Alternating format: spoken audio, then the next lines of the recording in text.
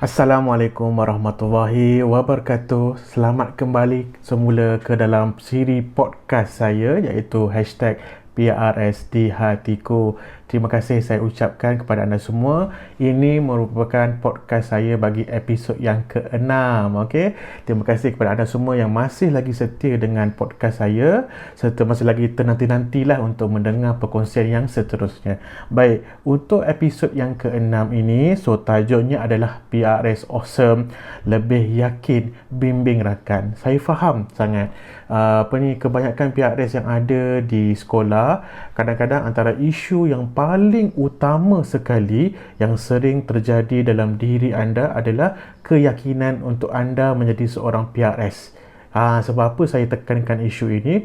Sebab ini antara perkara yang common dan saya faham. Kenapa? Kerana ialah menjadi seorang PRS ni bukannya mudah. Sebab anda perlu melakukan banyak perkara untuk memastikan rakan-rakan di sekolah percaya kepada anda dan juga anda boleh diterima serta boleh menjadi pendengar yang baik kepada rakan-rakan yang anda di sekolah. Okey, baik. So, apa yang kita nak ulaskan pada hari ini?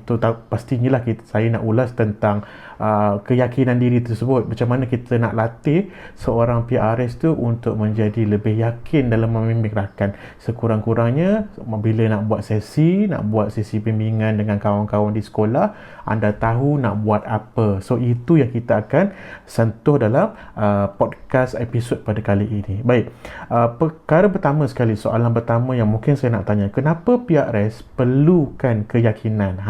Ni sangat penting. Sebab apa?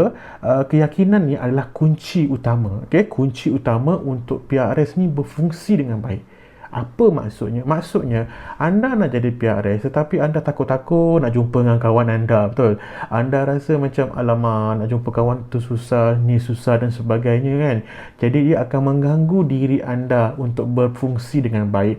Maka sebab itu kita perlu kena pastikan seorang PRS tu mestilah seorang yang yakin untuk bimbing rakan.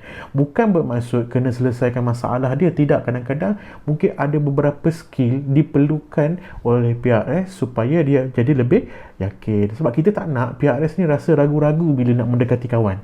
Dia akan jadi isu. Dia akan jadi satu gap yang besar kepada kawan-kawan, sebab kawan-kawan akan rasa macam dia PRS tapi nak jumpa dengan aku pun malu-malu, nak dekat dengan aku pun malu-malu. So benda-benda seperti itu sangat perlu kita atasi selebih dahulu. Okey?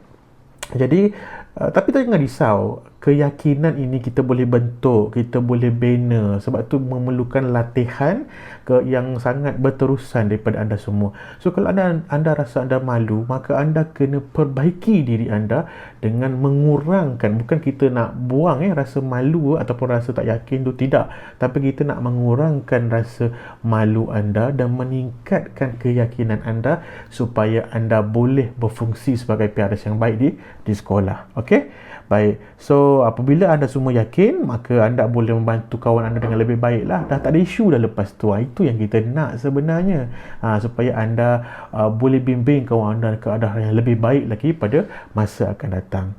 Baik, so kat sini saya nak kongsikan 3 langkah mudah lah, okay, untuk meningkatkan keyakinan sebagai seorang PRS. Okay, so 3 langkah ni ialah langkah yang simple je sebenarnya. Kadang-kadang mungkin anda rasa macam saya dah pernah buat dah dulu. So macam saya sebutkan dalam video-video sebelum ni, bila kita nak lakukan sesuatu, apa yang saya share ni, kadang-kadang mungkin anda dah buat, mungkin anda dah lalui, anda dah buat macam-macam tapi mungkin tak berhasil.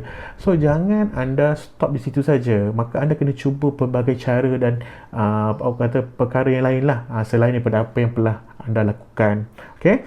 Baik, so ini antara langkah yang boleh dipraktikkan lah. Okay? Yang pertama sekali ialah dengan memahami terutamanya peranan anda.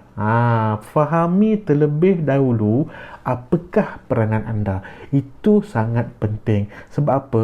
Kalau anda tak faham tentang peranan anda sebagai PRS, maka anda tidak akan boleh, bukan tak boleh lah, sukar untuk menjalankan tugas. So kena faham apa itu tugas PRS, apa itu PRS. Itu soalan yang saya suka tanya kepada semua PRS saya jumpa. Apa peranan awak ni sebenarnya sebagai PRS? Sebab kalau anda tak faham peranan anda, maka anda akan sukar untuk berkhidmat dengan baik. Sebab ramai orang tak faham. dia beranggapan dia faham. Itu yang jadi isunya, okey. Tapi macam saya kata tadi, kita nak jadi PRS, kita bukan nak selesaikan masalah. Cukup dengan kita hanya mungkin sudah cukup dengan kita menjadi seorang pendengar yang baik, atau kita hanya sekadar bagi support moral yang baik, sudah cukup kadang-kadang, based on kepada kata isu-isu lah. Kadang-kadang mendengar saja pun dah cukup, kadang-kadang kita bagi moral support pun dah cukup, kadang-kadang kita angguk-angguk saja pun sudah cukup. Bukan bermaksud kita kena selesaikan masalah. Okay, itu perkara yang pertama, dengan memahami terlebih dahulu peranan anda sebagai PRS. PRS ni bukannya nak kena selesaikan masalah, tidak, kita nak bimbing rakan-rakan kita. Itu yang paling penting. Okey, keduanya adalah selalu berlatih. PRS tak boleh apa kata one touch saja, tak boleh. Bila kita nak bimbing rakan, kita tak boleh hanya sekali saja, berkali-kali buat dengan ramai orang, dan berkali-kali latih berterusan. Itu yang kita nak.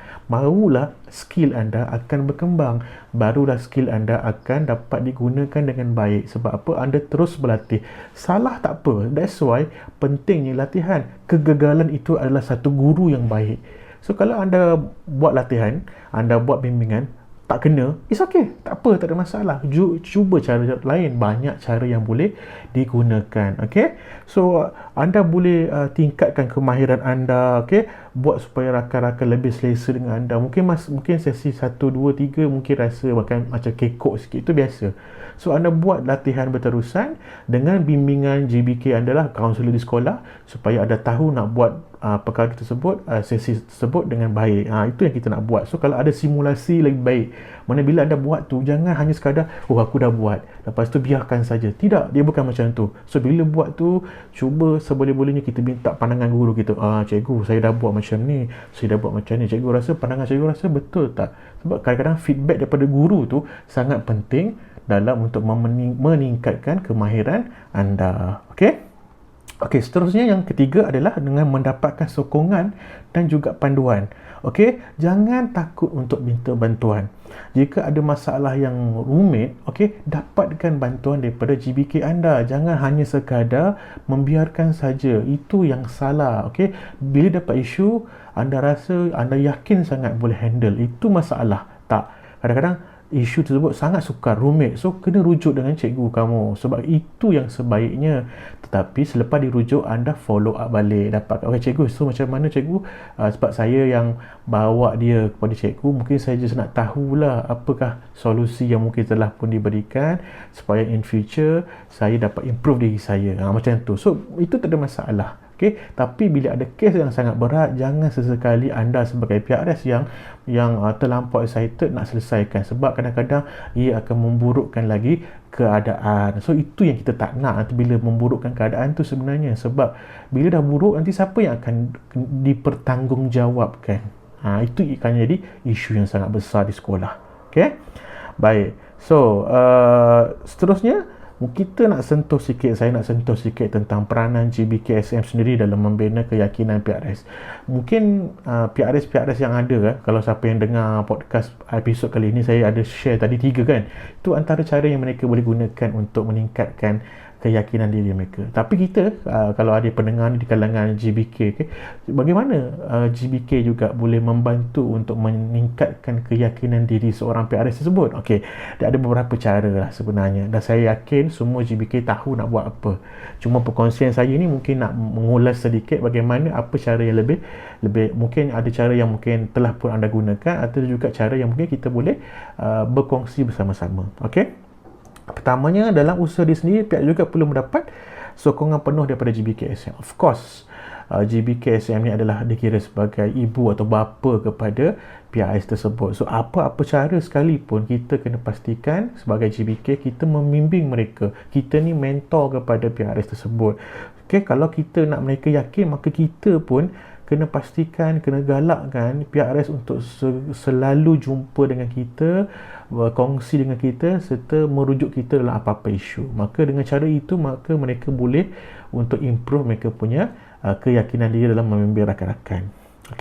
So So macam mana cara untuk meningkatkan orang kata apa keyakinan? Mungkin salah satunya adalah dengan cara dengan melihat kembali kejayaan kecil yang pernah dihadapi. Maksudnya kadang-kadang bila kita nak bantu rakan kita kan, bila kita nak bantu adik-adik kita ke junior siapa kan, kadang-kadang kita dah banyak dah bantu kawan-kawan kita, tapi kita terlupa dan kita apa orang kata tak ingat benda tersebut. Tapi kalau kita boleh ingat balik kejayaan kita membantu rakan-rakan yang lain sebenarnya sebelum ini, kita boleh kongsikan dan ia boleh menambahkan keyakinan. Okey, sebelum ni saya pernah bantu kawan untuk improve matematik, subjek matematik dalam exam dan sebagainya. So itu kejayaan-kejayaan kita yang kita boleh develop diri kita yakin. Maknanya kita bimbing kawan-kawan kita pun tak semestinya kita kena besar kejayaan tersebut, tidak. Kadang-kadang dengan sekecil-kecil kejayaan itu mampu untuk membantu anda untuk meningkatkan keyakinan. Okey?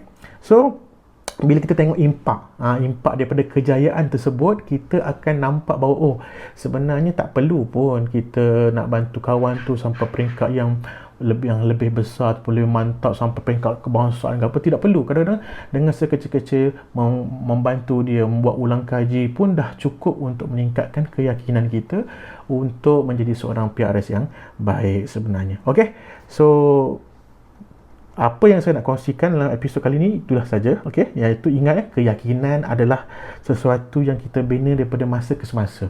Dia bukannya kita bina hari ini kita belajar keyakinan, esok dah yakin. Tak. Dia mengambil masa yang panjang. Ia adalah satu proses. Di sinilah saya nak tekankan kepada anda semua bahawa proses ni bukan sekejap. Kadang-kadang panjang, lama, setahun, 2 tahun. Okay? Kalau anda boleh atasi keyakinan ini dalam masa 2-3 bulan, it's a good thing. Tapi ada kadang-kadang ia memakan masa setahun, 2 tahun, 3 tahun. Kadang dah 3 tempat barulah yakin. So jangan risau. Teruskan istiqamah dengan memupuk keyakinan diri untuk membimbing rakan-rakan. Kadang-kadang pengalaman itu akan banyak mendewasakan anda sebenarnya. Okay? So kalau ada ruang untuk tambah baik dan sebagainya, ambil. Dan tambah baik, improve diri anda supaya anda boleh jadi lebih baik lagi pada masa akan datang. Okey, jadi itu saja kongsian saya dalam podcast ini. Okey, saya harap apa yang saya kongsikan dapatlah digunakan dengan sebaiknya dan memberikan manfaat kepada anda, terutamanya PRS dan juga GBKSM di sekolah. Okey, so kita akan jumpa lagi dalam sesi kita ataupun dalam episod kita yang seterusnya. Terima kasih banyak-banyak pada anda semua yang sudi mendengar episod ini sehingga habis. Kalau yang belum subscribe lagi, jangan lupa untuk subscribe channel YouTube saya, dan kalau anda rasa video ini bermanfaat, share lah kepada kawan-kawan lain, betul tak? Takkanlah biarkan anda seorang saja kan, betul? Okey. Dan itu saja daripada saya. Sekian, Taufik Hidayah. Assalamualaikum warahmatullahi wabarakatuh. Jumpa lagi anda semua selepas ini dalam video-video seterusnya. Terima kasih. Bye-bye.